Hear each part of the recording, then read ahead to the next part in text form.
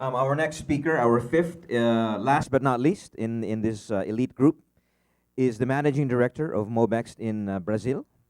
He has had over 10 years experience in digital media, and at Mobext he is currently responsible for developing strategies for the mobile presence of the major Havas Group clients in the region, including PSA, Peugeot, Walmart, Hyundai, and Yahoo, among others.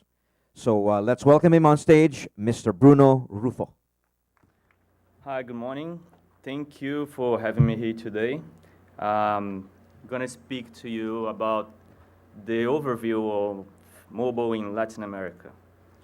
So, in Latin America, we have three big challenges. There are pricing, and because of pricing, we also have a smartphone penetration challenge, and also mobile broadband penetration. We have today 660 million mobile lines activated. 6 of our 20 countries concentrate 80% of this volume. So Brazil, Mexico, Argentina, Colombia, Venezuela, and Chile, growing 7% year over year. So that's relatively small growth, but it represents a lot, and it's getting very, very quickly getting to a good point of penetration. So the average Latin America density on voice is 111% today, 16% on data. Argentina is the top voice density with 121%. Brazil and Chile come as the top data penetration with 30% each. The smartphone penetration is also the challenge that I mentioned. In Latin America, 17% only. It seems very small, but it's the smallest among the 5 continents. But we also have a huge potential here, and this penetration, the smartphones are growing very quickly in Brazil, or in Latin America, the whole Latin America. Although it seems small, Brazil has more smartphone users than Germany or France today. Mexico and Brazil have each more smartphone users than Australia has people. So it represents a lot. Although it seems on the previous slide very small, it is a huge market for us to work, and a lot of opportunity, as you saw. Talking about tablets, in 2012, it will end up having 55% increase in tablet sales worldwide. Latin America will have 162% increase. So Latin America is really adopting new technologies and new devices. So the region started to produce their own tablets, like factories are coming to the region. Competition is growing up, prices are coming down, penetration is getting higher. So when talking about advertising, the device traffic share, we already have in Brazil 44% of traffic coming from tablets versus 54% on smartphones. And the whole region is following the trend. Still on mobile advertising between 2012 and 2016, Latin America will be one of the fastest growing market for ad spend. 700% increase estimated by eMarketer. So to 2012, we will end up around $47 million market ad spend.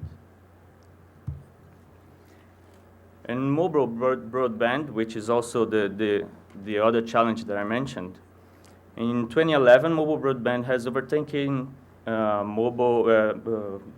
fixed broadband as the first choice to internet in Latin America.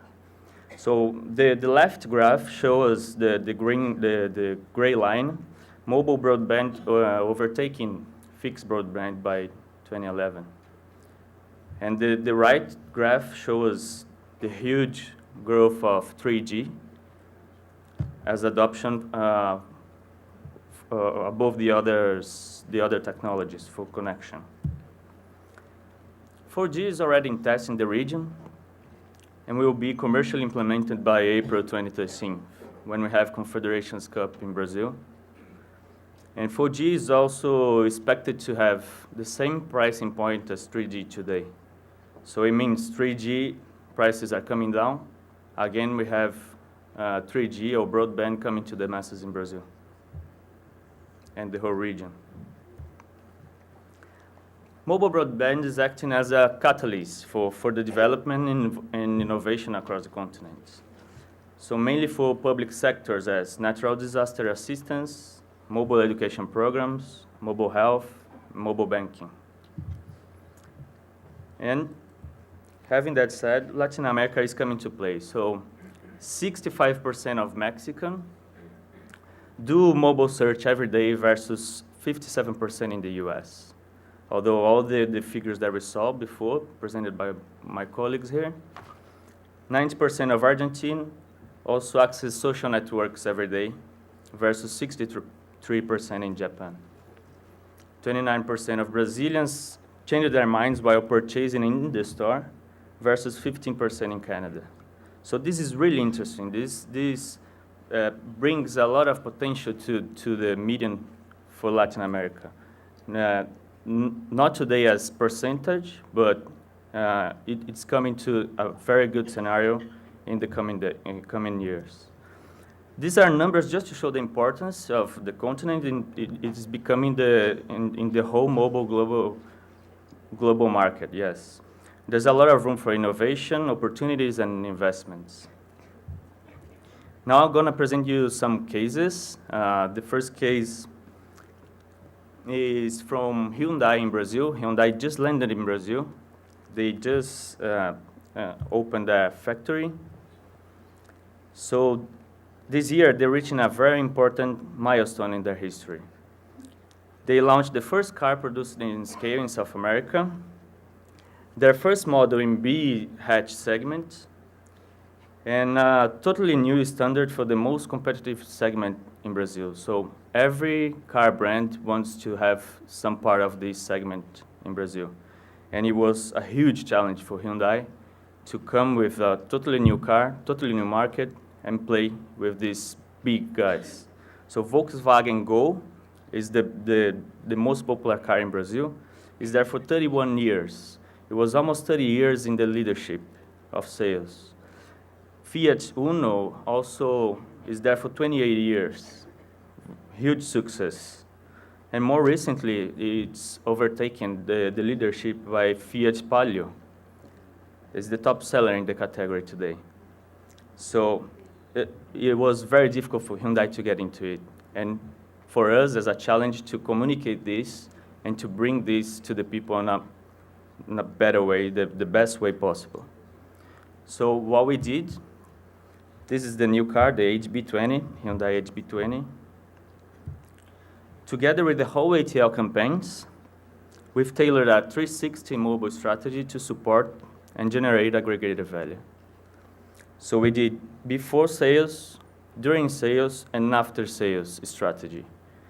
I'm presenting to you now the before part of the before sales is a mobile website for smartphones and feature phones.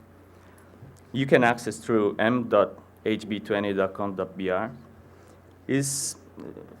Before this mobile site, we did a landing page where users could, before the launch of the car, users could subscribe, put their emails, and receive beforehand information about Hyundai, the launch, the dates, and everything. After that, we launched these mobile sites that you've seen with images of the car, internal and external, videos to watch the highlights of the car, 360 of every colors that you could choose and see the whole 360 of the car. Comparison between models, you see the difference between those models. You could build up your own car and fill up a form to make an order. So you wouldn't buy the car straight from the app, but somebody would call you and bring it to the store.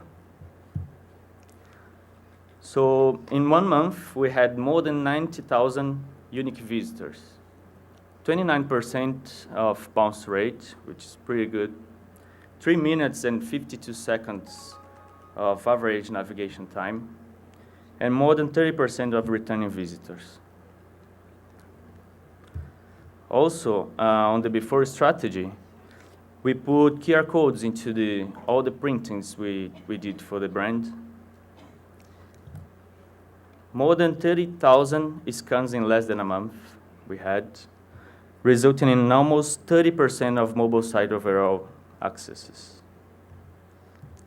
Also, on the before strategy, we developed an application for tablets, and consumers could see all the things that we had in the site, but in a much bigger way with much more details, and they could play around and book a test drive and find a dealer through, also on the mobile site through geolocation.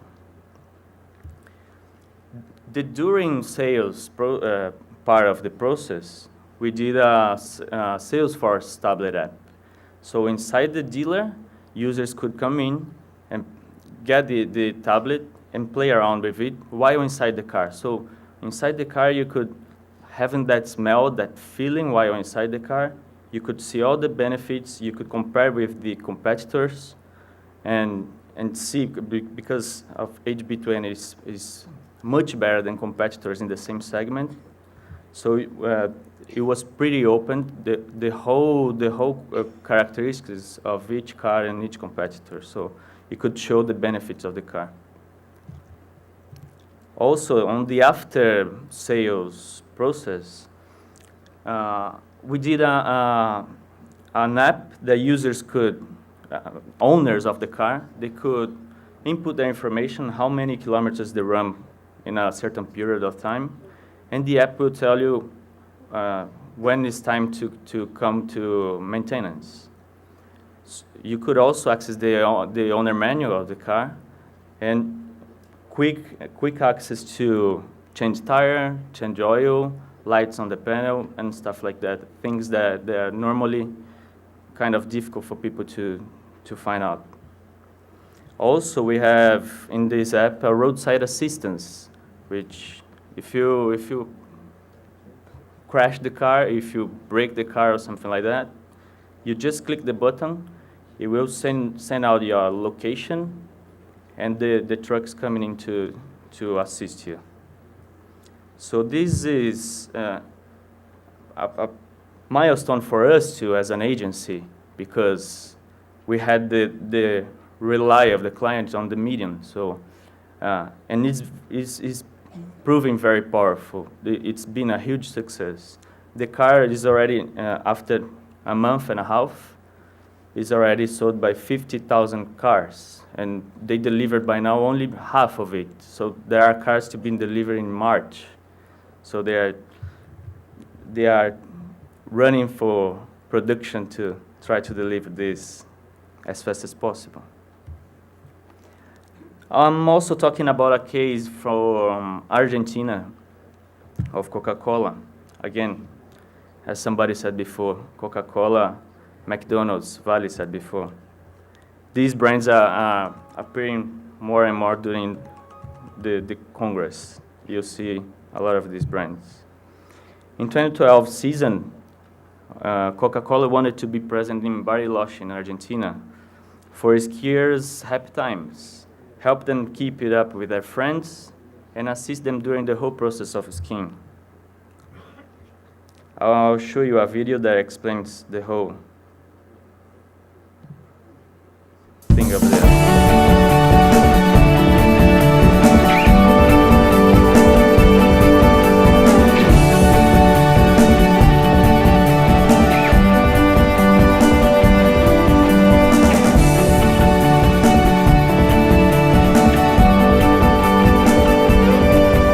Meet Punto Frozen, the Coca-Cola mobile app that is changing the way we enjoy skiing. The application, available for Android and iPhone devices, allows you to locate the frozen points through augmented reality and geolocation. Here you can enjoy a frozen Coca-Cola and get ready to keep skiing.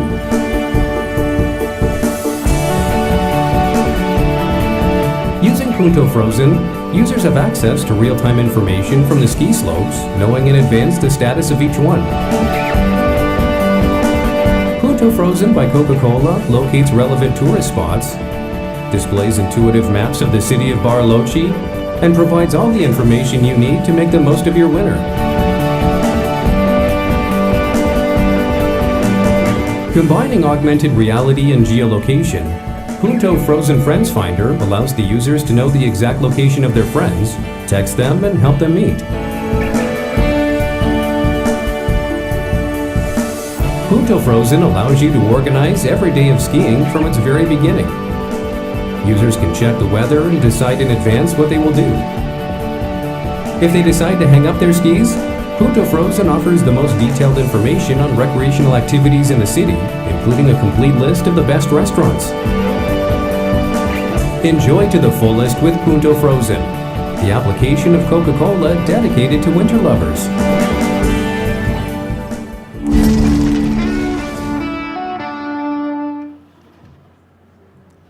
So yeah, that's the way Coca-Cola found to interact with people in the middle of the snow in Bariloche. So it was a huge success. The app is 5-star rating in Google Play. And that's it, guys, from me today. Thank you very much.